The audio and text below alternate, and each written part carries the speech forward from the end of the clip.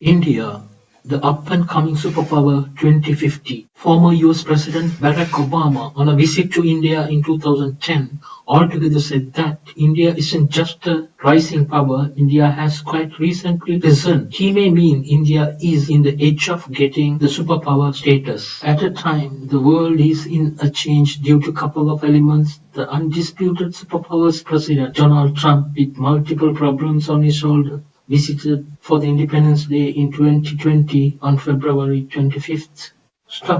Practically, you can imagine some cool events happened with the visit of Donald Trump to India. All things considered, it was an official visit. Anyway, it changed into a valuable benefit to India. Narendra Modi was India-US friendship.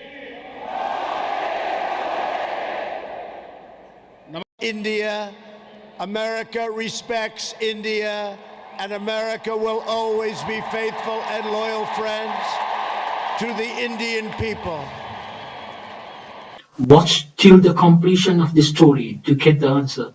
Please subscribe to this channel. Narendra Modi said in a speech, India overtook France to become world's sixth largest economy as per the latest data from the World Bank. Also, if India keeps creating at a comparative rate, it will be the fourth most noteworthy economy before the completion of 2022.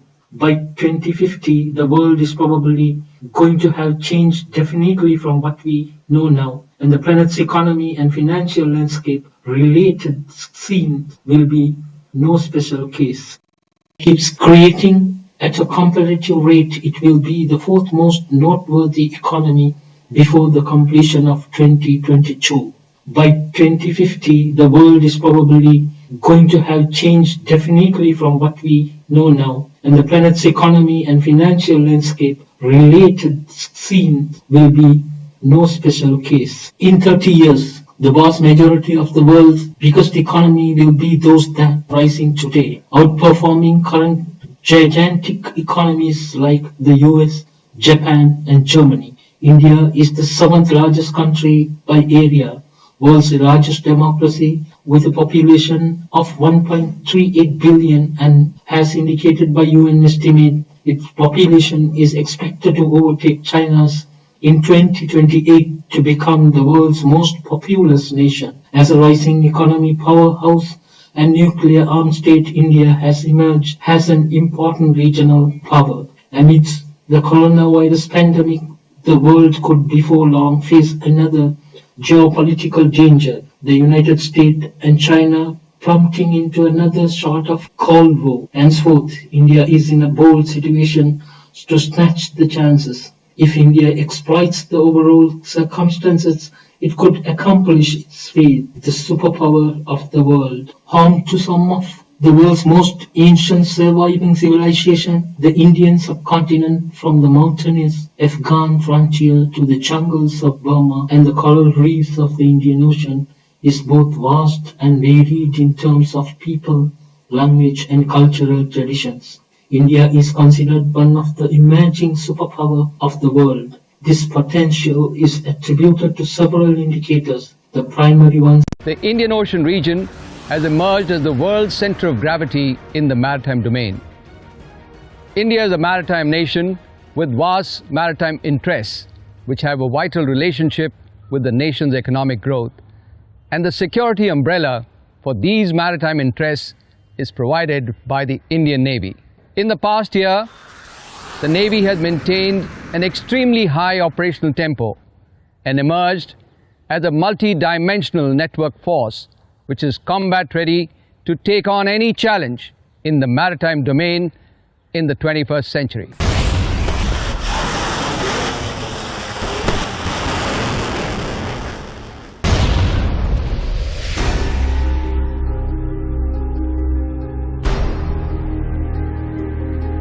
The situation is troublesome. The impact of the coronavirus has led to a direct hit on the economy and the people as well. Most of the economy activity has come to a standstill. The current war atmosphere with China is another fiasco to the nation. Governments plan to release a stimulus package to ensure the reduction in economy to a limit.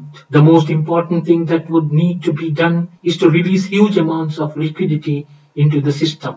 Similarly, government has to come out sector-wise plan to review the demand, like aviation, hotels, restore industrial product export sector, and other profit-making sectors. During the lockdown, many people have lost their jobs and all sources of income. Jobs have to be reviewed. A financial package, tax relief is very much on the card. Migrant workers have to be brought back to review productivity. Due to lockdown, many entrepreneurs have closed down, having lost market and ability to rehire workers. Direct financial package is very much on the table for such unit. At the moment, the government has to fight against spread of virus as well as the war in office. It is a tough and long battle. India's position has been pushed down further due to above factors. But foreign powers willingly stretching their hands to help India as well as to face China with a strong armor. Mobile phones and vehicles trends throughout the late years, while air travel has gotten logically open and houses have become progressively prosperous and rich, the Indian economy expanded 3.1% year-on-year in the first quarter of 2020. Still, it is the lowest GDP growth since quarterly data became available in 2004, as the country imposed a nationwide lockdown from March 24th, aiming to continue the spread of the coronavirus. Though the hard factor slows its growth, the potential in the future is bright. Further, Bangalore is the new Silicon Valley, an artificial knowledge center point of whole world, and government legalizing cryptocurrency and other virtual commodities is essential part for growth. The world's first digital money was presented by China. US would be the subsequent contender. India should endeavor its best to turn progress before some different contenders for the third spot, if the vision to be the superpower 2050 to accomplish. Due to its high birth rate, India has a young population compared to more developed nations. It has approximately 65% of its population below the age of 35.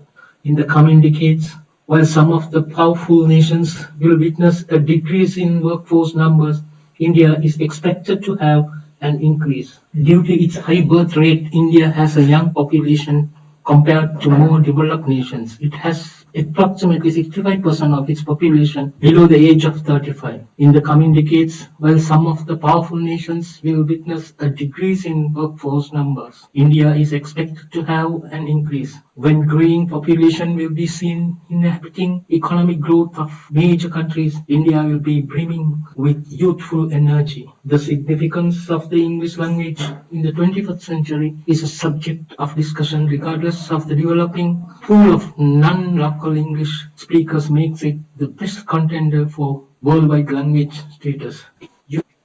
US understands its need, a powerful and a reliable partner to hand over its status to another cutting-edge contender in Asia against authoritarian regime China. It was India their incidental need. Trump's visit exhibited a central defining moment. US comprehends it needs an incredible and solid accomplice to hand over its cutting-edge competitor in Asia against the communist dictator system China. It was India their coincidental need. Right when Trump returned back from the independence celebration, there was a reverberation in quite like he hands over the superpower status to the President of India. And as though it was the last visit as a superpower country's president to India. What's more, the Western partner of US too look at India with open eyes, observing how India could reverberate against its present terrible dreams. It sees India is battling with its awful dreams. If India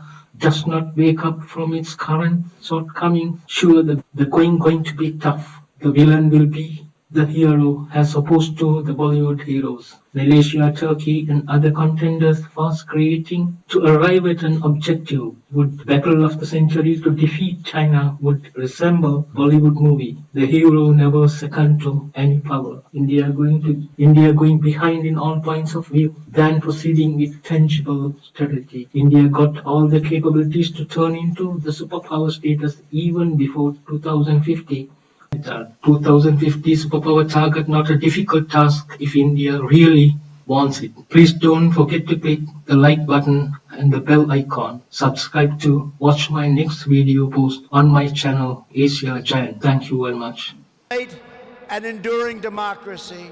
And it is your dreams that will power this country to a future, even greater progress, prosperity, equality, and opportunity for every citizen across your land.